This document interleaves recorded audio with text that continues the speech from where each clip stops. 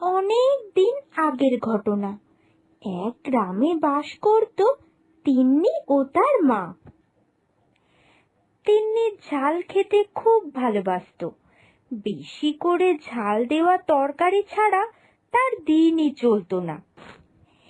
একদিন সে রান্না করছিল, এমন সময় তার মা এসে তাকে বলে, কি রে তিন্নি, তুই খাবারে এত ঝাল দিস কেন বলতো সব সময়? তোর হাতে রান্না খেলে মানুষ খাবারের থেকে বেশি জল খায়। বাজে কথা বলো না তোমা, আমি তো সামান্য একটুখানি ঝাল দিই, আর তরকারিতে এইটুকু ঝাল না দিলে তো আমি যে খেতেই পারবো না। আমি বরাবরের জন্যই একটু ঝাল খেতে ভালোবাসি। তোমরা যে এইসব আঝালা খাবার কি করে খাও কে জানে বাবা। ওরে, তুই যে ঝালটা খাস ওটা সামান্য ঝাল নয়, অনেক বেশি ঝাল হয় তোর খাবারে। এত ঝাল খাবার খাওয়া ভালো নয়, তোর যে শরীর খারাপ হবে। আর তোর তো এখনো বিয়েও হয়নি, শ্বশুর বাড়িতে গিয়ে এইরকম ঝাল খাবার বানালে কেউ তোকে শ্বশুর বাড়িতে রাখবে না। এই মেলা ফ্যাচ ফ্যাচ করো না তো, আমি জানি আমাকে ঠিক কি করতে হবে। আর তাছাড়াও আমি খুবই সামান্য ঝাল খাই। দেখবে দেখবে, আমি আমার শ্বশুর বাড়ির সবাইকে একদম ঠিক আমার মতো বানিয়ে নেব। শোন, তুই কিন্তু অনেক বড় ভুল করছিস। আমরা হলাম গিয়ে গ্রামের মানুষ, আমাদের মেয়েকে নিয়ে গেলে ওরা তো ওদের মতো করেই রাখবে। তখন দেখবি তুই যে এখন এই মায়ের মুখে মুখে কথা বলছিস না, সেগুলো ওখানে গিয়ে বলতে পারবি না। আরে থামো থামো, আমি সব সামলে নেব। এমনিতেই কথা শুনিস না, তার উপর আবার এই মুখে মুখে চোপা করা যে তোর কবে যাবে কে জানে বাবা। আমি তো তোর খারাপ চাই না, কিন্তু তুই ভুল করেও কারোর কথা শুনতে চাস না, এটাই হলো তোর সব থেকে বড় দোষ। এরম করেই বেশ কিছুদিন চলে যাওয়ার পর একদিন তিন্নির বিয়ে ঠিক হয়। মেয়েকে পছন্দ হয়।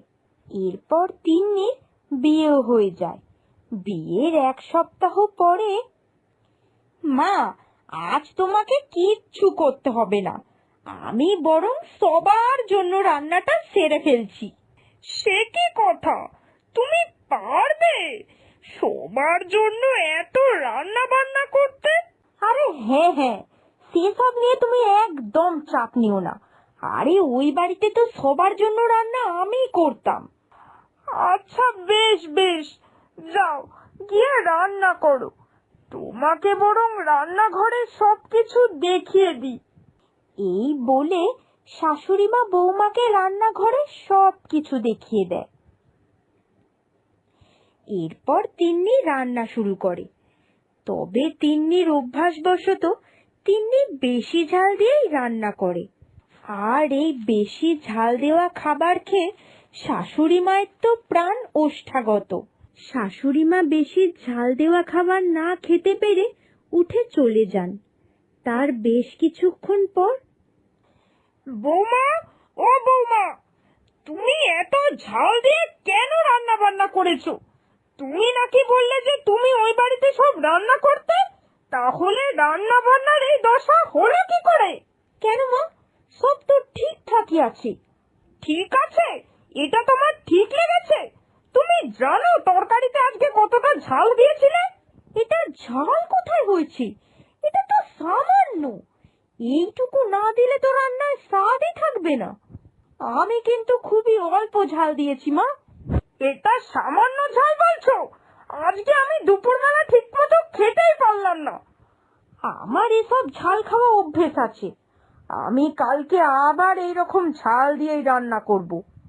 আপনি আস্তে আস্তে ঝাল দেওয়া খাবার খাওয়া অভ্যাস করুন। মুখে মুখে এত কথা বলো না, আমি যেটা বলেছি তুমি সেটাই করবে। কাল থেকে ঝাল কম দেওয়া খাবার বানাবে, বুঝলে? আচ্ছা আচ্ছা ঠিক আছে, কাল আপনি রান্নাটা শুধু খেয়ে দেখবেন। পরের দিন তিন্নি আবার সেই ঝাল দেওয়া রান্নাই করে। আসলে তরকারিতে ঝাল দেওয়া তার অভ্যাস হয়ে গেছে। আর স্বাভাবিকভাবেই সেই দিনও শাশুড়ি মা এত বেশি ঝাল দেওয়া খাবার খেতে পারেন না। তাই সেই দিনও তিনি খাবার ছেড়ে উঠে যান। আর তারপরে, বৌমা, তোমাকে না আমি কালকে বারণ করেছি যে রান্নায় তুমি এত বেশি ঝাল দেবে না, কিন্তু তুমি আমার কোনো কথাই শুনলে না।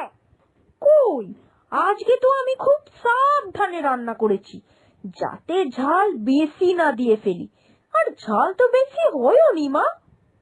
তুমি আবার মুখে মুখে তর্ক করছো। তুমি আমার একটা কথা শুনতে চাও না, বেয়াদব মেয়ে একটা। তোমাকে আমি যতই বারণ করি তুমি সেই ঝাল দেওয়া রান্নাই করবে। এর থেকে ভালো আমি আর আজকে থেকে তোমার সঙ্গে খাবো না। আজকে থেকে তোমার হাঁড়ি আলাদা, আমার হাঁড়ি আলাদা। তোমাকে আর আমাদের জন্য কোনো রান্না বান্না করতে হবে না, তুমি শুধু তোমার রান্নাটা করে নিও। এই কথা শুনে তিন্নি খুব দুঃখ পায়, কিন্তু সে কোনো কথা না বলে ঘরে চলে আসে। তিন্নিকে তার শাশুড়ি মা আলাদা করে দেয়, আর তারপর থেকে তিন্নি একাই নিজের রান্না করে খেতে থাকে। বেশ কিছু মাস কেটে যাওয়ার পর হঠাৎ তিন্নির পেটে খুব ব্যথা শুরু হয়। উফ বাবা গো, মরে গেলাম, কি যে পেটে ব্যথা হচ্ছে। উফ।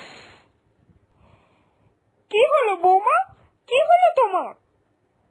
দেখুন না মা, পেটে খুব ব্যথা হচ্ছে, জানি না কেন পেটে ব্যথা হচ্ছে। পেটের আর দোষ কি, সারাদিন যা ঝাল খাবার তুমি খাও সেই জন্য তো পেটে ব্যথা হচ্ছে এখন। মা, সেসব কথা পরে হবে খন, আপনি আগে ডাক্তারের কাছে নিয়ে চলুন আমায়, আমার যে খুব ব্যথা হচ্ছে। হ্যাঁ হ্যাঁ, দাঁড়াও, আমি এখনই একটা রিক্সা ডেকে তোমার ডাক্তারের কাছে নিয়ে যাচ্ছি। এরপর বৌমাকে নিয়ে তার শাশুড়ি মা ডাক্তারখানায় যান। আর ডাক্তারবাবু বলেন অতিরিক্ত ঝাল খাওয়ার কারণে তার পেটে একটা সমস্যা দেখা দিয়েছে, তাই তিন্নির ঝাল খাওয়া একদম বন্ধ। এখন থেকে সে শুধু সেদ্ধ খাবার খাবে। দেখলে তো বৌমা, তোমাকে আমি কতবার বারণ করেছিলাম, তখন তুমি আমার একটা কথা শোনোনি। না, এখন থেকে তরকারি পাতি খাওয়া সব বন্ধ, এখন শুধু সেদ্ধ খাবার। এই কথা শুনে তিন্নির মন খুব খারাপ হয়ে যায়। বেশি ঝাল খাওয়াই তার কাল হলো। অতিরিক্ত ঝাল খাবার কারণে সে এখন ভালো মন্দ কিছু খেতেই পারবে না, সব সময় শুধু তাকে সেদ্ধ খেয়েই থাকতে হবে।